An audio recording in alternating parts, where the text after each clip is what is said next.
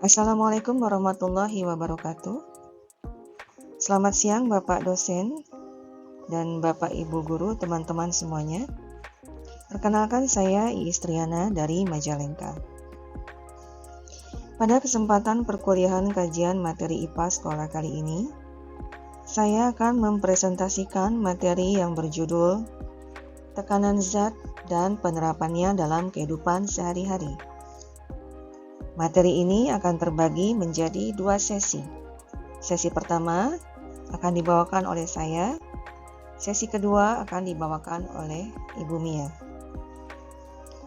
Melalui presentasi ini, kita akan mempelajari pengertian tekanan zat, faktor-faktor yang mempengaruhinya, serta berbagai penerapannya dalam kehidupan sehari-hari, agar kita dapat memahami bahwa konsep fisika ini memang sangat dekat dengan aktivitas yang kita lakukan setiap hari. Saya juga yakin teman-teman di sini semua sudah mengenal dan paham dengan apa yang akan saya paparkan di sini. Walau demikian, saya mohon izin di akhir sesi saya berharap teman-teman semua dapat mengomentari materi kali ini. Baik, kita akan mulai dengan slide pertama. Pembahasan tekanan zat kita akan berfokus kepada nomor 1, tekanan pada zat padat, yang kedua tekanan pada zat cair, kemudian yang ketiga tekanan pada zat gas. Kita masuk kepada tekanan pada zat padat. Mohon perhatikan gambar di samping. Tekanan adalah besarnya gaya yang bekerja pada luasan bidang tekan. Jadi ketika ujung paku yang memiliki permukaan runcing ditempelkan ke dinding, kemudian gaya yang kita berikan pada paku cukup besar, maka tekanan yang dihasilkan akan besar. Tekanan yang besar ini akan membuat dinding menjadi berlubang.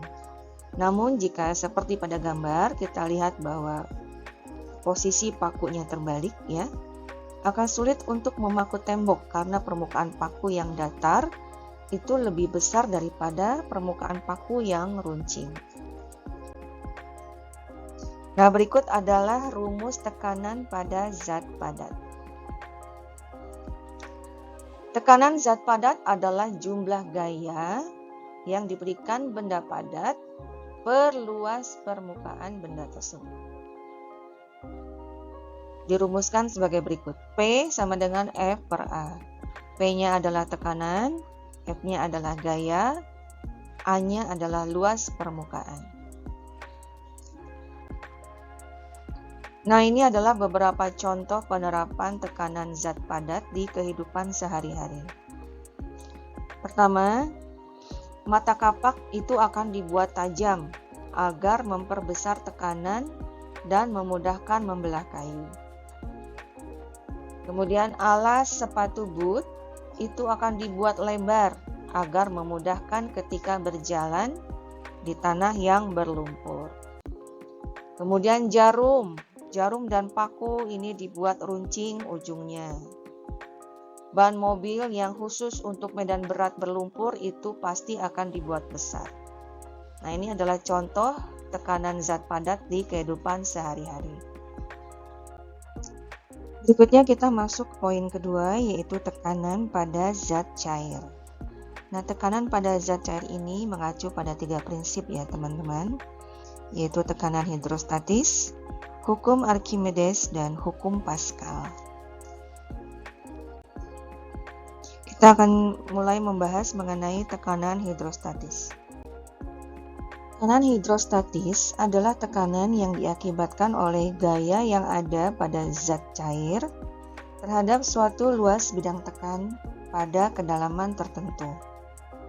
Dan rumusnya adalah P sama dengan Rho dikali G dikali H, atau massa jenis dikali percepatan gravitasi dikali dengan tinggi atau kedalaman cairan tersebut.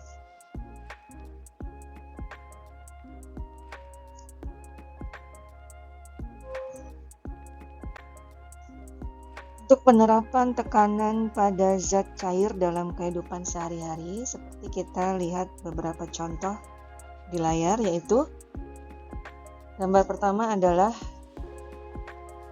ini lubang kuras bak mandi diletakkan di paling bawah. Kemudian bagian dasar bendungan dibuat lebih tebal dibanding bagian atas. Ini untuk menahan tekanan. Kemudian semakin dalam menyelam, telinga akan semakin sakit. Ya. Kemudian pengecekan tekanan darah sebelum pemasangan infus. Ini biasanya kan dicek dulu darahnya ya, tekanannya ya. Ini agar mengalir, tekanan darah harus lebih rendah dari tekanan infus.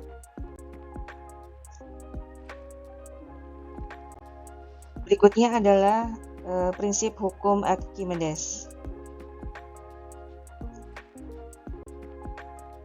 Hukum Archimedes menjelaskan hubungan antara gaya berat dan gaya ke atas atau gaya apung pada suatu benda jika dimasukkan ke dalam fluida atau cairan.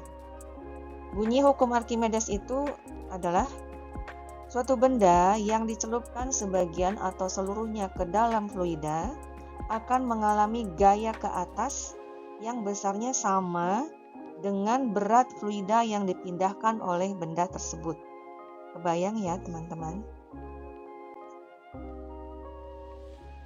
Ketika memasukkan benda ke dalam air, berat benda seolah-olah berkurang. Ini terjadi karena adanya gaya apung yang mendorong benda tersebut ke atas atau berlawanan arah dengan berat benda.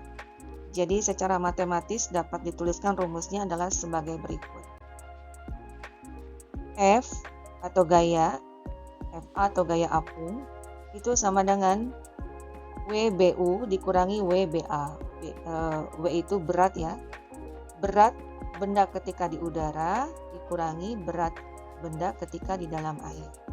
Sehingga untuk mengetahui berat benda ketika di dalam air itu adalah berat benda ketika di udara dikurangi dengan gayanya. Nanti berhubung kita sekarang hanya membahas tentang penerapan tekanan zat dalam kehidupan sehari-hari, jadi kita belum akan membahas mengenai perhitungannya ya teman-teman.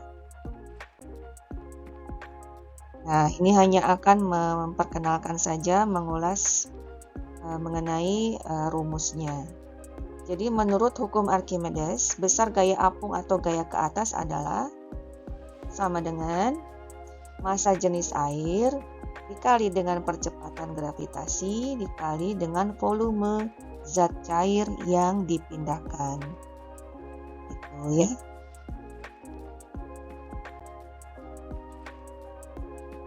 Nah, untuk beberapa contoh ketika benda itu di dalam air ya, kondisinya bisa mengapung, bisa melayang, ataupun tenggelam.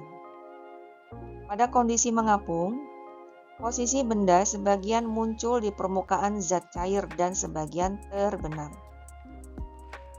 Nah, ini sudah pasti massa jenis zat cair tersebut lebih besar daripada massa jenis benda. Kemudian gayanya pasti akan lebih besar daripada berat benda tersebut. Nah, pada kondisi melayang, posisi benda berada di bawah permukaan zat cair dan dari atas dasar tempat zat cair berada.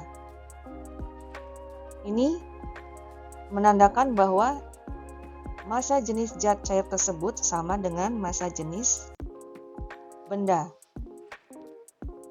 Nah, atau si tekanan itu sama dengan berat benda tersebut.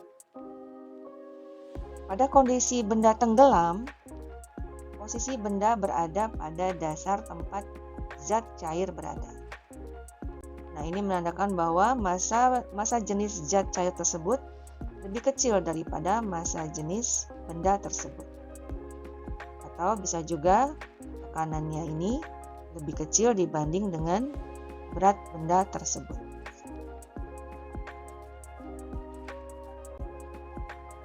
Contohnya dalam kehidupan sehari-hari, pada kondisi benda tenggelam adalah ketika batu dimasukkan ke dalam gelas yang berisi air.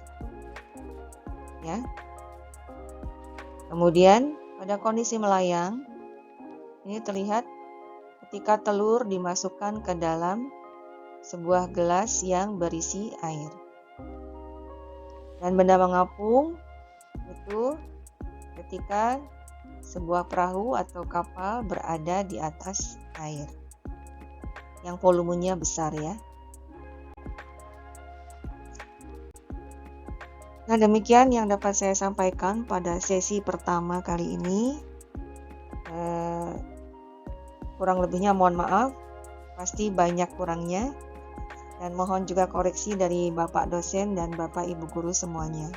Sampai jumpa di sesi kedua yang nanti akan dibawakan oleh Ibu Mia. Terima kasih. Wassalamualaikum warahmatullahi wabarakatuh.